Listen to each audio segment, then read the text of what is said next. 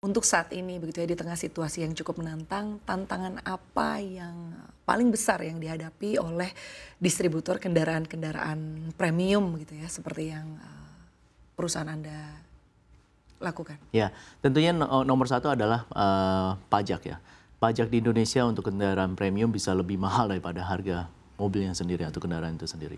Jadi kita sangat dependent on tax policies. Ya, kalau ada perubahan dari tax policy, ini tentunya akan membuat dynamic of the market different. Ya, jadi kita harap dengan tax policy yang stabil dan juga yang mendukung untuk di market premium vehicles ini bisa mengembangkan marketnya.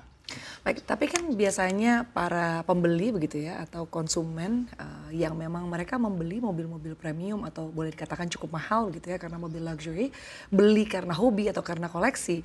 Apakah mereka juga cukup merasa keberatan dengan artinya pajak yang dinilai cukup tinggi begitu? Artinya biasa mereka mungkin, tidak terlalu memikirkan begitu ya harga artinya, selisihnya pajak yang harus mereka bayarkan. Ya, pajak tentu menjadi big consideration karena at the end of the day is how much the entry barrier untuk memiliki kendaraan tersebut. Konsumen kita membeli kendaraan tersebut karena ini bisa mendukung lifestyle-nya mereka ya, dari sisi brandnya, dari sisi image, dan juga dari sisi komunitas. Ya. Jadi kita memang pajak is significant, tapi yang kita bisa balance off itu dari bagaimana kita mengengage dengan konsumen-konsumen kita. Ya. Baik, lalu terkait dengan pelemahan rupiah nih, beberapa waktu lalu kan kita juga sempat berada di rupiah 16.400-an gitu ya. Nah, Anda melihatnya apakah pelemahan rupiah terhadap dolar Amerika Serikat juga memberikan dampak yang cukup signifikan terhadap gaya beli dari konsumen? Kalau dibilang signifikan tidak begitu ya, tapi tentunya ini impact ke harga mobilnya.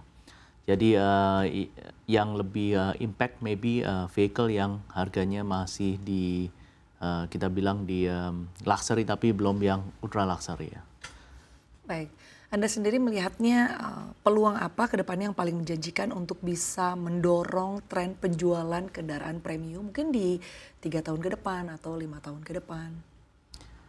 Untuk tren ini tentunya kita depend on the buying power, apalagi untuk vehicle yang harganya miliaran rupiah ini.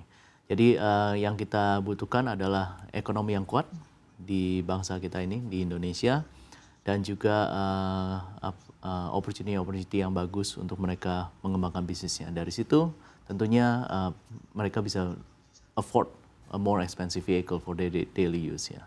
Baik, saat ini kan kita bersama-sama sedang didorong ya untuk mungkin berbelanja kendaraan EV begitu ya. Nah, tapi kalau dari perusahaan Anda sendiri sebetulnya apakah ini juga menjadi sebuah ancaman ya ketika artinya mungkin masyarakat lebih memilih untuk membeli kendaraan EV dengan harga yang lebih murah begitu ya, ketimbang mereka akhirnya mungkin membeli mobil-mobil yang cukup mahal. Sementara kalau kita lihat sekarang EV ini sudah cukup variatif begitu ya dengan harga mungkin yang lebih murah jika dibandingkan dengan mobil-mobil premium begitu. Tapi sudah EV begitu. Nah, Anda melihatnya seperti apa nih? Apakah ini juga menjadi ancaman bagi mobil-mobil luxury atau mobil-mobil premium?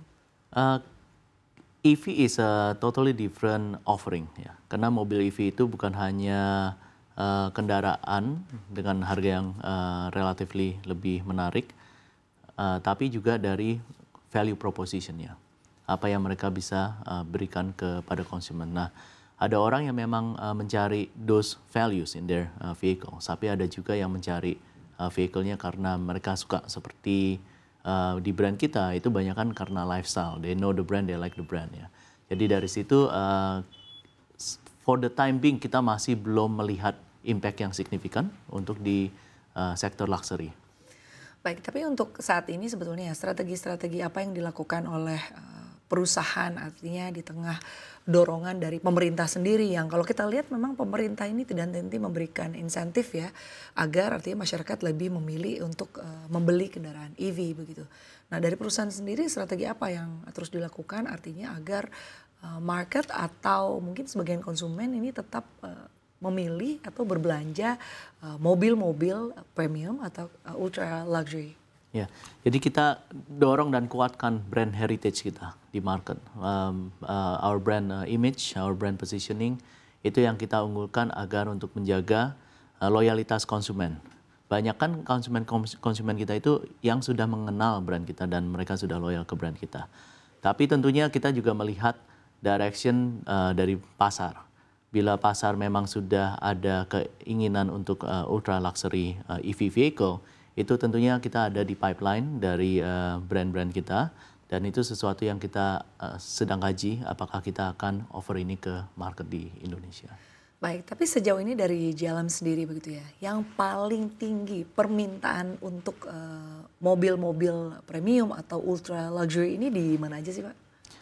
Untuk di brand Land Rover ini, kita paling banyak tentunya di iconic brand model kita seperti Defender dan juga untuk Range Rover. Kalau Harley Davidson, kita across the line have a very strong follower, dan terutama touring ya, touring bikes itu sangat populer di Indonesia. Tapi kalau di Indonesia artinya permintaan paling tinggi ini sejauh ini di mana sih Pak? Artinya sebaran wilayahnya ya, seperti misalnya di Jakarta, di Surabaya, atau mungkin di Medan, di Bandung, atau bahkan mungkin di Kalimantan. Jakarta masih signifikan ya, majority dari Jakarta. Baik, kalau dari Jalam sendiri begitu ya, selain dari penjualan mobil-mobil ultra luxury atau premium, sebetulnya pendapatan perusahaan dari mana lagi sih Pak? Kita mendapatkan dari after sales ya, how to maintain the vehicle, penjualan spare part dan services, itu quite significant income untuk kita juga. Dan dari situ kita juga bisa membangun loyalitas konsumen kita terhadap brand-brand kita. Itu adalah salah satu fokus utama kita untuk memastikan bahwa kita bisa bukan hanya memberikan kendaraannya ke konsumen, tapi kita juga bisa menservis konsumen dengan nyaman. Baik,